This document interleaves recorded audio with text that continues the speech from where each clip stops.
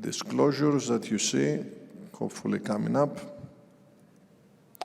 Great. Regarding the imaging associate companies.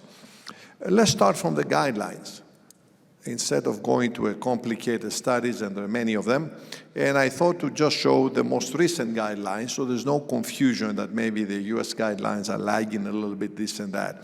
So from the 2018, very fresh, less than a year ago, European Society of Cardiology guidelines, correct me if I'm wrong, but I don't see anywhere a class 1 indication that might imply that the IVUS or the intravascular imaging is to be included in any PCI. It's highlighted as a good thing to do and consider in unprotected left main and in stent-related mechanical problems and in selected patients that we need to optimize stent outcomes. So let's see why would the guidelines take this position.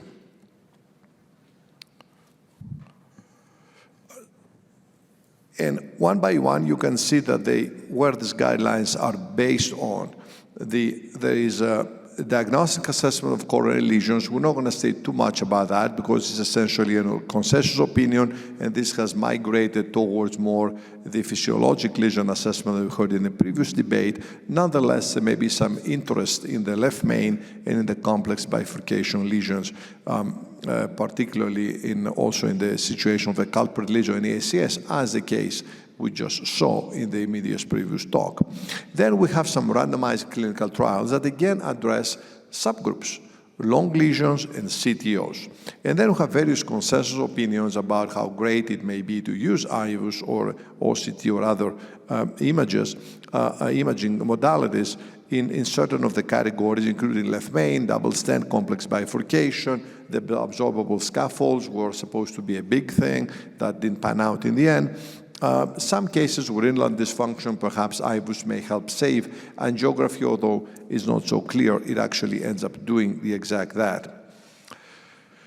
The stenosis assessment, let me just show one slide and concede that it is a matter of FFR-guided PCI in general, IFR-guided PCI, as we heard in the debate. Anyhow, it's not really for any routine use of IVUS or any other type of intravascular imaging.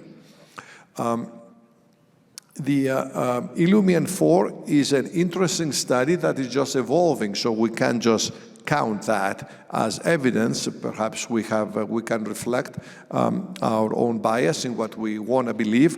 It is an over 2,500 patient study in many, many sites in North America, Western Europe, Australia, and Japan, and randomizes one-on-one an angio-guided PCI and an OCT-guided PCI, and has prolonged follow-up.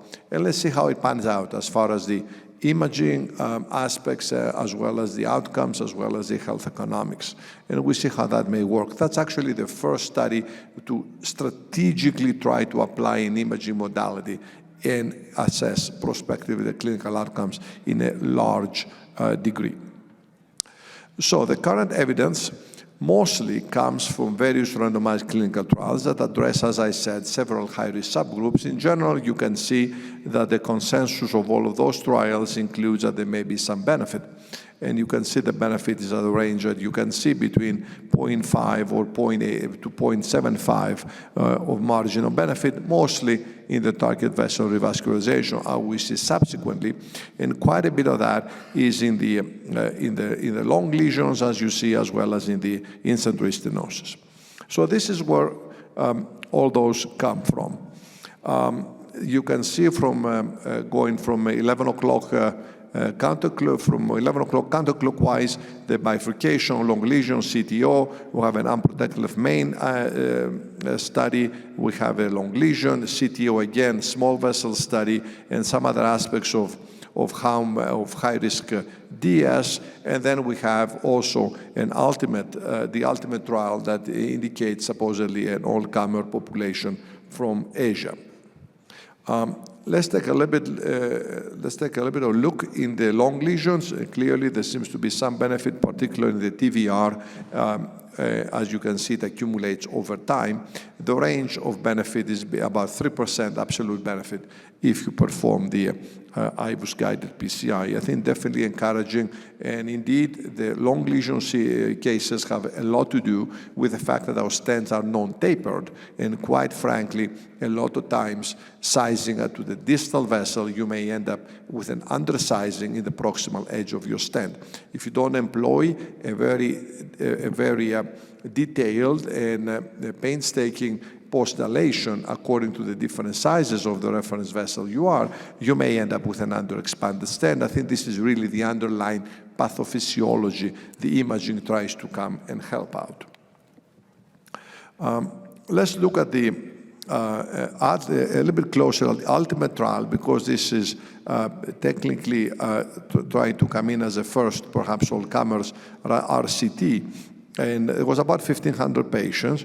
About 400 were excluded due to refusal or some other reasons. And it turns out they had about 700 per group and following up for about a year. And you can see the differences mostly belong again in the at the 3% range. Again, the same magic range somehow, 5 point something down to 2 point something at 12 months, pretty much like the eye, in the long lesion slide I showed you before, regarding pretty much the MACE and the target vessel failure driven by the TVR in this population. The interesting part is if you look exactly what happened in the IVUS criteria, because it's great to say, you know what, we did IVUS, had this criteria, and you have to meet this criteria. And then you have to ask, you know what, were the criteria met? You want to do what you want to do with the imaging. Did you actually accomplish it? And interestingly, it's like music to my ears. Reminds me to the old-time music trial of Harald Muda and other German investigators. That, well, they managed to achieve those criteria about maybe 20% of the time. So that's why those criteria were abandoned. But even these investigators were only managed to achieve their own criteria, just about 50%. And they were much more relaxed than the old classic music criteria. So it's one thing to say, you know what, I'm doing IVUS and I'm hoping for the best. Another thing to say that you're really achieving something in all the patients you are doing IVUS. Based on this criteria, based on this slide, one can clearly say that, hey, maybe optimal PCI with the IVUS worked very well, but only about 50% of the patients actually treated with this imaging-associated PCI were eligible to get the benefit you portend they got, because you really did not meet those criteria in about 47% of the population you treated. So that's an interesting point to remember. So IVUS PCI is easier said than actually done.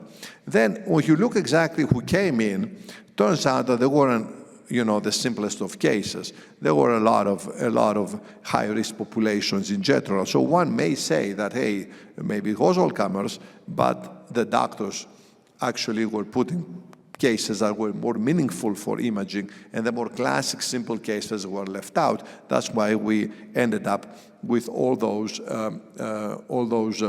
percentages of high-risk cases, a little bit more than I would expect. And in the end of the day, I also didn't see any contrast saving. Well, that's supposed to be one of the hallmarks and advertisements of using IVUS. Over here, we see that the average contrast was actually higher in the, and significantly higher in the intravascular imaging group. So there goes that part as well. And similarly, there was no difference in the CIN.